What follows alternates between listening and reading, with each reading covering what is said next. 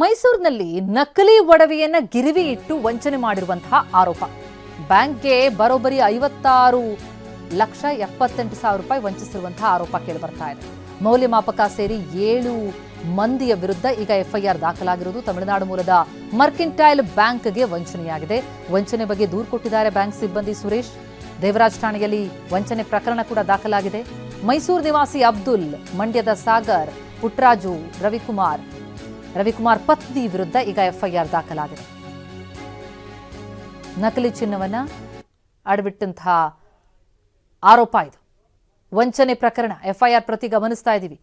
ನಕಲಿ ಒಡವೆಯನ್ನು ಗಿರಿವಿ ಇಟ್ಟು ಬ್ಯಾಂಕ್ಗೆ ಬರೋಬ್ಬರಿ 56,78,000 ರೂಪಾಯಿ ವಂಚಿಸಿರುವಂತಹ ಆರೋಪ. ಈಗ 7 ಮಂದಿಯ ವಿರುದ್ಧ ಎಫ್ಐಆರ್ ದಾಖಲಾಗಿದೆ.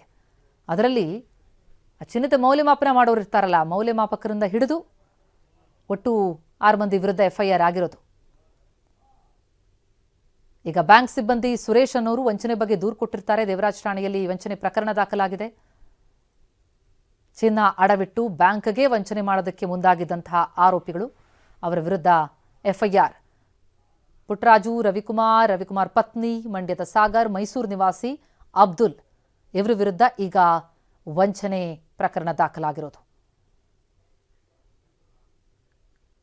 ಈ ಬಗ್ಗೆ ಡೀಟೇಲ್ಸ್ ಕೊಡ್ತಾರೆ ನಮ್ಮ ಪ್ರತಿನಿಧಿ ರಾಮ್. ಈಗ ಸಂಪರ್ಕದಲ್ಲಿದ್ದಾರೆ. ರಾಮ್, ನಕಲಿ ಚಿನ್ನ ಅಡವಿಟ್ಟು ಬ್ಯಾಂಕ್ಗೆ ವಂಚನೆ ಮಾಡ್ತಾರೆ ಅಂತಂದ್ರೆ ಬ್ಯಾಂಕ್ನ ಸಿಬ್ಬಂದಿಗಳಿಗೆ ಆರಂಭದಲ್ಲಿ ಗೊತ್ತಾಗ್ಲಿಲ್ವಾ? ನಂತರ ವಂಚನೆ ಬೆಳಕಿಗೆ ಬಂದದ್ದು ಹೇಗೆ?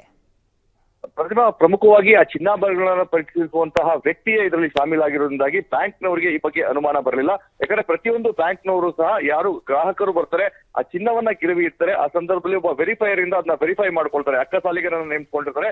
ಆತ ಸಹ ಏನು ವಂಚಕರಿದ್ದಾರೆ ಅವ್ರ ಜೊತೆ ಶಾಮೀಲಾಗಿದ್ದ. ಹೀಗಾಗಿ ಮೈಸೂರಿನ ದೇವರಾಜ ಪೊಲೀಸ್ ಠಾಣೆಯಲ್ಲಿ ಈ ಒಂದು ಪ್ರಕರಣ ದಾಖಲಾಗಿದೆ.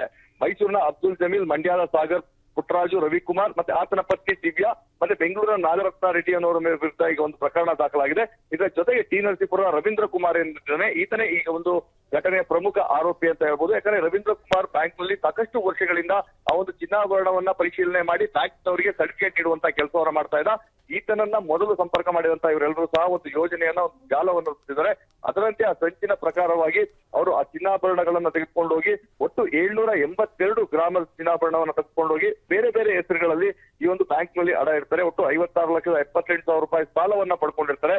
ಜನವರಿ 14, 2026 ಆ ಒಂದು ಚಿನ್ನಾಭರಣಗಳನ್ನ ಏನಿಟ್ಟಿದ್ರು ಅತ್ತ ಮೌಲ್ಯಮಾಪನ ಮಾಡ್ಲಿಕ್ಕೆ ರಮೇಶ್ ಎಂಬ ಮತ್ತೊಬ್ಬ ಏನು ಅಕ್ಕಸಾಲಿಗರನ್ನ ಕರ್ಕೊಂಡೋಗಿ ಪರಿಶೀಲನೆ ಮಾಡಿದಂತ ಸಂದರ್ಭದಲ್ಲಿ ಈ ವಂಚನೆ ಜಾಲ ಗೊತ್ತಾಗಿದೆ. ಹೀಗಾಗಿ 7 ಮಂದಿಯ ವಿರುದ್ಧ ದೇವರಾಜ ಪೊಲೀಸ್ ನಲ್ಲಿ ಎಫ್ಐಆರ್ ದಾಖಲಿಸಿದ್ದಾರೆ. ಪ್ರತಿಮಾ, ಥ್ಯಾಂಕ್ ಯು ರಾಮ್.